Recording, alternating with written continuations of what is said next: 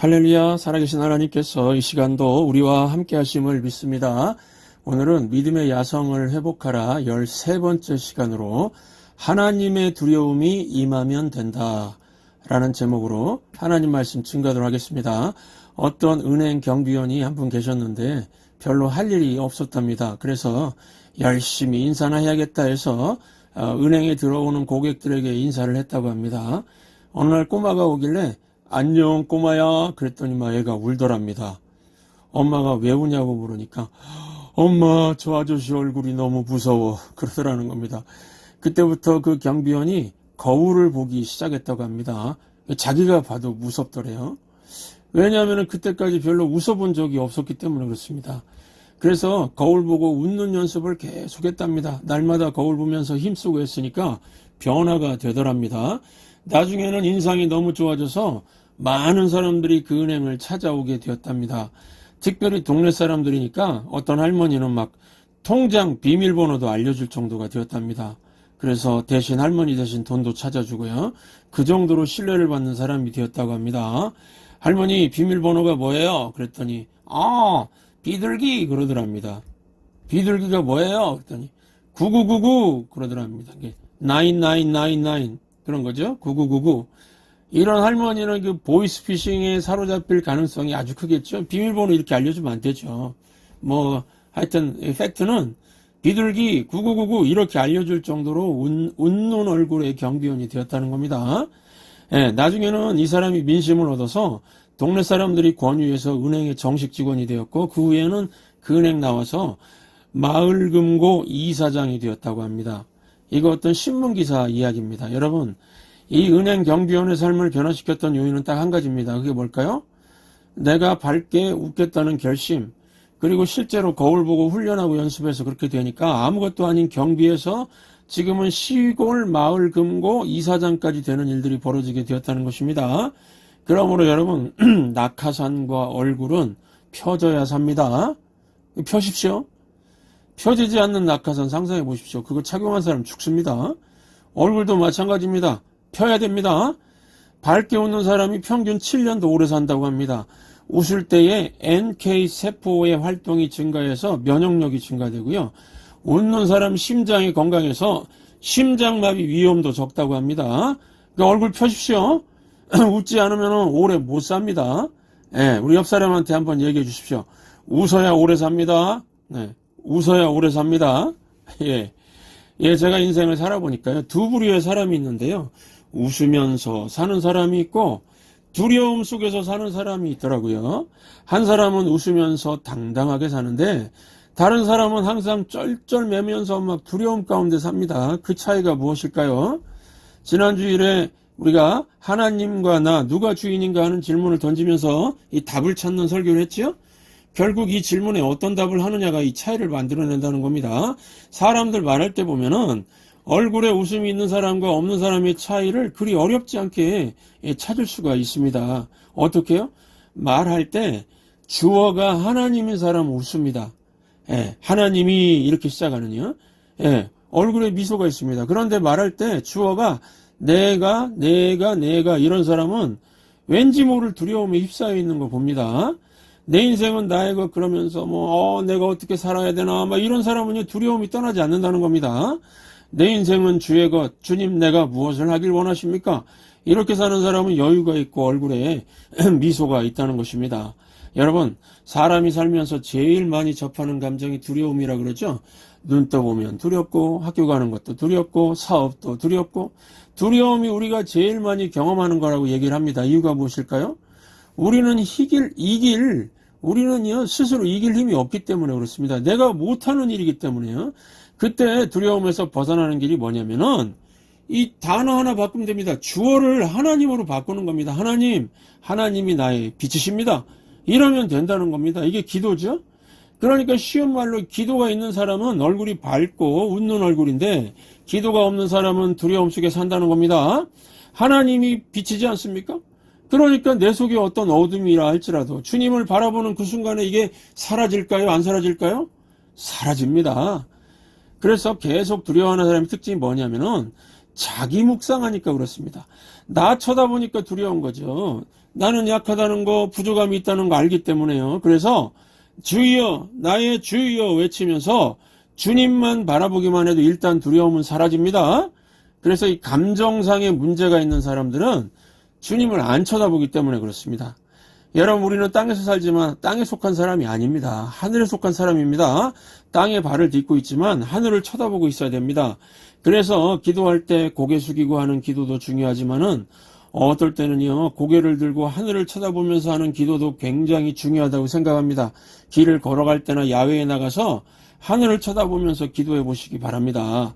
여러분, 사람들이 두려움에 빠지면은 제정신이 아니어가지고 자꾸 사람의 도움을 구하다가 사기당합니다. 두려움 가운데 빠졌을 때 사기를 제일 많이 당합니다. 뭐 보이스피싱 이런 거에 당하죠. 왜 그러냐면은 어떤 사람이 막 두렵게 만드는 것 때문에 괴로워하는 중인데 내가 도와주겠다 그럴 때 거기서 큰 사기 당하는 거죠. 그래서 우리는 이 두려움의 감정을 잘 컨트롤할 줄 알아야 된다는 것입니다. 어떻게 해요? 내가 사람을 찾겠다가 아니라 주여, 주를 바라봅니다. 이렇게 언어를 바꿔야 된다는 겁니다.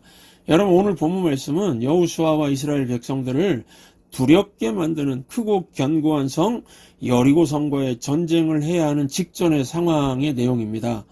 이스라엘 백성들이 개척하고 정복하면서 살아야 할 이 가나안 땅에는요, 큰 나라가 하나가 있는 게 아니라 성읍 국가들이 한 31개쯤 있었다고 얘기를 합니다. 그러니까 이 도시국가 같은 거죠. 그래서 각각 성읍 하나에 왕도 있고 백성도 있고 군사도 있는 그런 형태로 있었던 것 같습니다. 제일 작은 성읍 국가 그러면은 아이성 같은 데죠. 예. 성경의 기록에 의하면 한 1만 2천 명 정도 살았다고 합니다. 이 아이성과 비교하면은 여리고성은 한 10배쯤 더 컸다고 얘기를 합니다. 그러니까 아마 10만 명에서 뭐 한 20만 명 사이 인구가 살았다고 추정이 되는 거죠. 여리고성을 발굴한 고고학자들 자료를 보면은 여리고성 외벽과 내벽 사이의 거리가 한 4.5m 정도 된다고 합니다. 그러니까 얼마나 성벽이 두꺼운지 당시 사람들이 여리고성은 높고 견고해서 철옹성 같다 그랬습니다. 그러니까 여호수아가 첫 번째로 싸워야 할 상대가 가나안에서 제일 강력한 여리고성인 겁니다. 엄청나게 두렵겠죠. 그런데 여호수아서를 쭉 읽어보면 두려워하는 마음이 아니라 승리에 대한 확신을 가지고 전쟁하는 걸 볼 수가 있습니다. 두려움에 떨면서 쩔쩔매는 게 아니라 당당하다는 겁니다. 오히려요, 크고 견고한 성, 여리고성에 사는 무장된 군사들이 쩔쩔매고 두려움에 떨고 있는 이상한 현상을 보게 됩니다. 여러분, 우리가 인생을 살 때 내 실력과 내 힘, 내 능력으로 도저히 이길 수 없는 싸움이 눈앞에 있을 때 두려움의 감정이 몰려올 수 있죠. 그런 상황 속에서 언제나 우리가 최종 승리자가 되어서 웃을 수 있는 삶의 비결이 있다는 겁니다. 예, 이거를 우리 여호수아 6장을 통해서 살펴보려고 합니다. 원래 원리는 반복 학습해야 됩니다. 내 영혼에 새겨져서 내면화될 때까지 반복 적용하는 게 중요합니다. 그래서 3주간 이 주제로 묵상하겠습니다. 오늘 한 가지 살필 첫 번째 원리.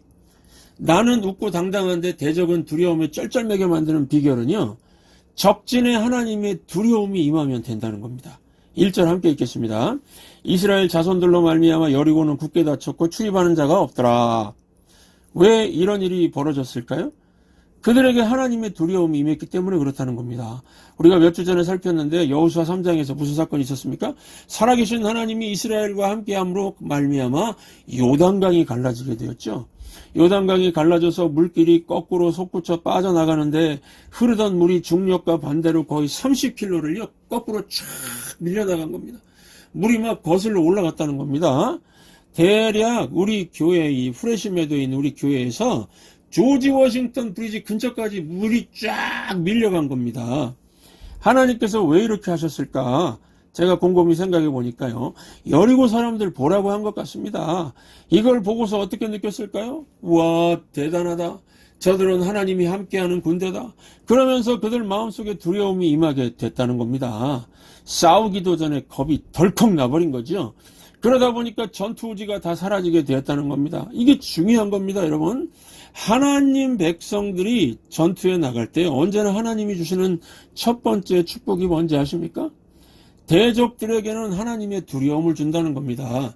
이걸 하나님의 위엄이라고도 번역할 경우도 있고 또 하나님의 두려움, 하나님의 경외심 이렇게 번역하기도 합니다. 이 같은 뜻입니다. 창세기 20장 한번 보시면은 하나님께서 아브라함과 함께 하셨는데 그럼에도 불구하고 아브라함이 눈에 보이는 것에 흔들려가지고 믿음의 행동이 아니라 약간은 좀 모자란 행동을 하지 않습니까? 자기 아내를 누이라고 속였습니다. 그러다 보니까 아비멜렉이라는 왕이 사라가 예쁘게 생겼는지 빼앗으려고 그랬습니다. 그럴 때 하나님께서 어떻게 하셨습니까? 창세기 20장 8절 함께 읽겠습니다. 아비멜렉이 그날 아침에 일찍 일어나 그 모든 종들을 불러 그 모든 일들을 말하여 들려주니 그들이 심히 두려워하였더라. 꿈속에 하나님이 나타나서 네가 사라를 돌려보내지 않으면 너와 네게 속한 자 다 반드시 죽을 것이다. 그러셨다고 이 아비멜렉이 두려움에 떨면서 신하들에게 말하니까 듣던 모든 사람들도 심히 두려워했다는 겁니다. 왜 그렇습니까? 아비멜렉과 그의 모든 신하들에게 하나님의 두려움이 임했기 때문입니다. 또 아브라함의 손자인 야곱의 생애에도 그런 일이 있었습니다. 야곱의 딸 디나를 가나안 족장 하몰의 아들이 겁탈을 해버렸습니다. 겁탈. 그러니까 열받은 야곱의 둘째 셋째 아들인 시므온과 레이가 가서 하몰 일가를 몰살시키죠. 그러자 어떤 일이 벌어졌을까요? 예를 들어서 한국 사람이 아프리카를 가족과 함께 여행 중인데 아들이 납치가 되었다고 생각해 보십시오. 아들이 5명 있는데 모두 다 한국 군대를 제대했습니다. 그러면은 아빠, 엄마, 이게 납치된 아들 1명 빼고 4명의 아들 남아있죠? 남은 가족 6명이 특공대가 되어서 납치한 부족이 사는 동네를 쳐들어가 몰살시켰다고 하면 상상해 보십시오. 그러면은요, 아시아, 코리아에서 온 녀석들이 우리 민족을 죽이다니 그러면서 아프리카 모든 부족들이 다 들고 일어나겠죠? 살아서 아프리카 못 빠져나갈 겁니다. 지금 야곱이 처한 상황이 그런 상황이었습니다. 야곱 가족 전체가 몰살될 위기였습니다. 이런 상황에서 창세기 35장 보시면은 야곱이 베델에 올라가서 하나님 앞에 살려달라고 기도했습니다. 우리 그럴 때 이 하나님의 축복이 이제 우리 하나님의 축복이 임했는데 그 축복이 뭐냐면은 하나님의 두려움이 가나안 부족들 위에 임했다는 겁니다. 창세기 35장 5절도 함께 읽겠습니다. 그들이 떠났으나 하나님이 그 사면 고을들로 크게 두려워하게 하셨으므로 야곱의 아들들을 추격하는 자가 없었더라. 왜 추격을 못했습니까? 하나님의 두려움이 임했기 때문에요. 그러므로 하나님의 두려움이 있어야 우리가 싸움에서 승리할 수 있다는 겁니다. 하나님의 두려움이 임하면요, 하나님의 백성들은 당당하고 적들은 쩔쩔매는 그런 일이 벌어지게 된다는 것입니다. 또 야곱의 아들인 요셉 때도 마찬가지죠. 요셉은 어딜 가든 하나님께서 함께 하셔서 동행했다고 그랬습니다. 요셉이 노예로 팔려가서 노예 생활을 하든 누명을 써서 감옥에 가든 하나님이 함께 하시니까 요셉 안에는 하나님의 위엄이 있었습니다.